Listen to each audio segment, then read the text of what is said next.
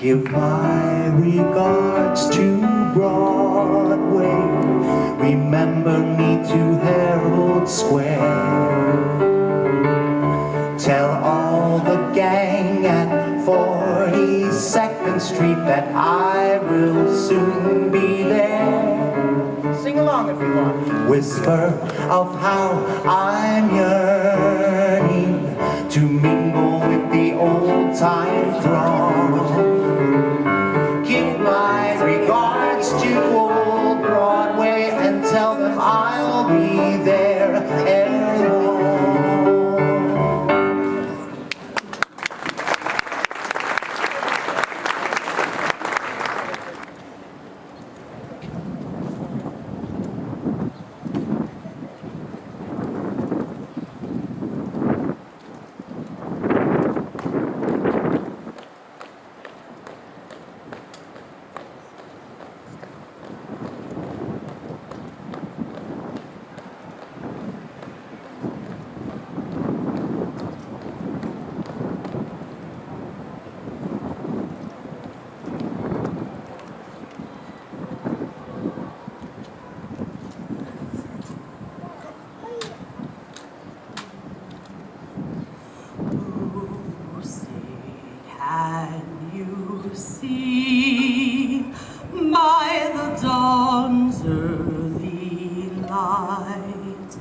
What so proudly we hailed at the twilight's last gleaming, whose broad stripes and bright stars through the perilous fight o'er the ramparts we watched were so gallantly streaming, and the rockets' red glare, the bombs bursting in air, gave proof through the night that our flag was still there. Oh, say does that star-spangled banner yet wave o'er the land of the free and the home of the brave?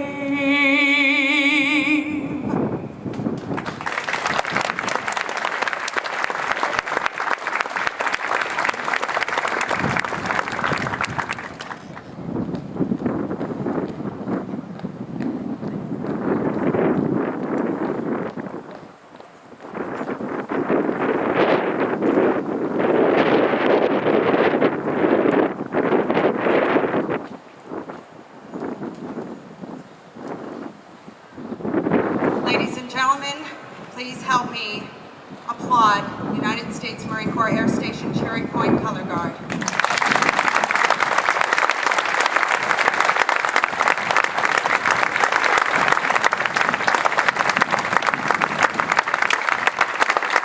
And the lovely Ms. Krissy Boccia.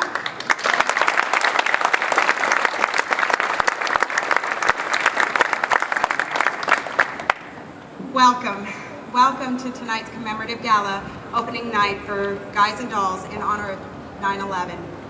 For those of you who don't know me, my name is Angelina Hardy. I'm the executive director here at Bern Civic Theatre, and I assure you, some point tonight, I will lose my composure. As most of you know, 9/11, 10 years ago, there is not a single person here who does not forget the horror, the tragedy, the pain that we felt as Americans. And some of the words that we use is honor, courage, valor, pride, and resilience. This is how we describe ourselves as Americans. Bern Civic Theatre has relied not only on this community, but Marine Corps Air Station Cherry Point for our survival, our success. And tonight is about giving back to the community that gives so much to us. I'm very proud tonight to have my parents here. My father serving 27 years, and my mother who sacrificed.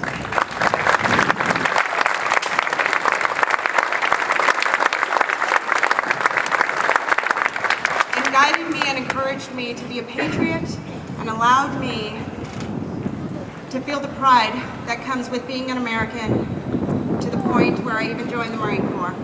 Tonight, thank you, ladies and gentlemen, for this support.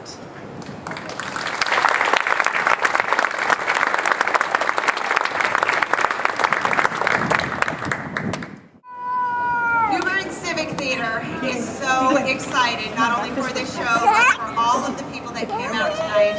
Again, we appreciate it. Ladies and gentlemen, please welcome Board President James Chittick here to give a welcome speech for you. Thank you very much.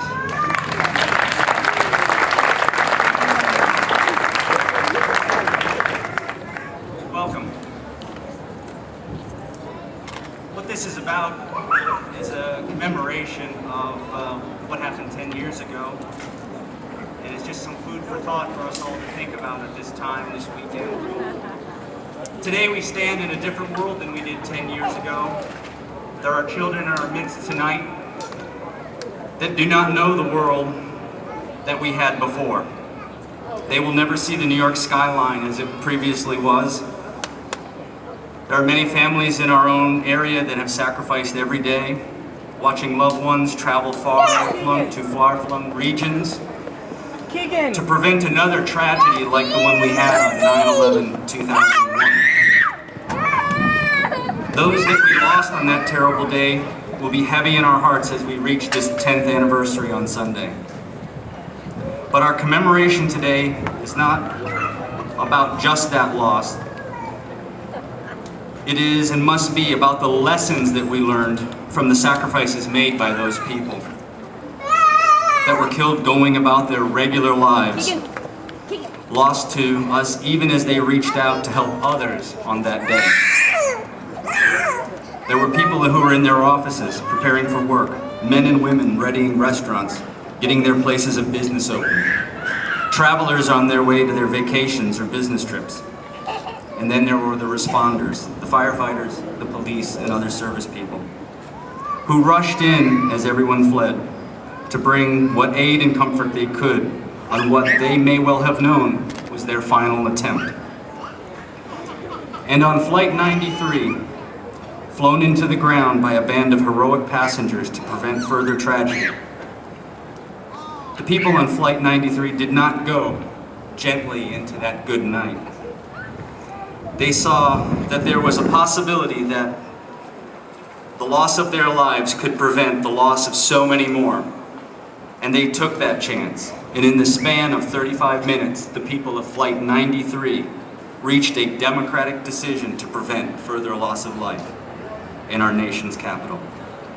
Because of their daring and unprecedented counterattack on those who would use their plane as a weapon, the terrorists were not able to complete their mission.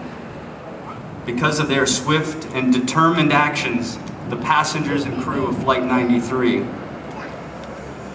that was the only flight that did not reach its intended target that day.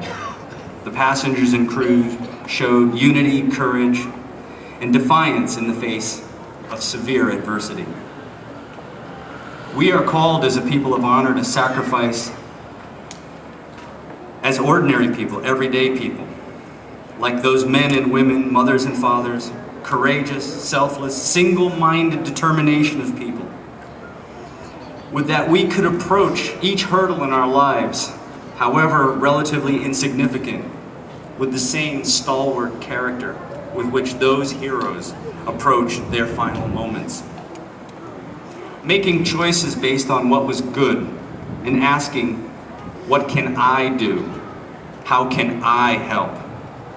What is best for everyone? While certainly we recognize that no sacrifice in our lives can support our community as in a grand gesture as they made on Flight 93, we can still take stock in the world around us and ask ourselves, what can I do? How can I help? Where is my contribution likely to make the greatest impact and bear the most benefits for others? Today and every day, we can and we should reflect on ways that we can support the work of others in our community, and ways we can serve selflessly without desire for personal gain. I leave you today with these words from great humanitarian Albert Schweitzer, and to quote him, "I do not know what your destiny will be, but one thing I know, the only ones among you who will be really happy are those who have sought and found how to serve." Thank you.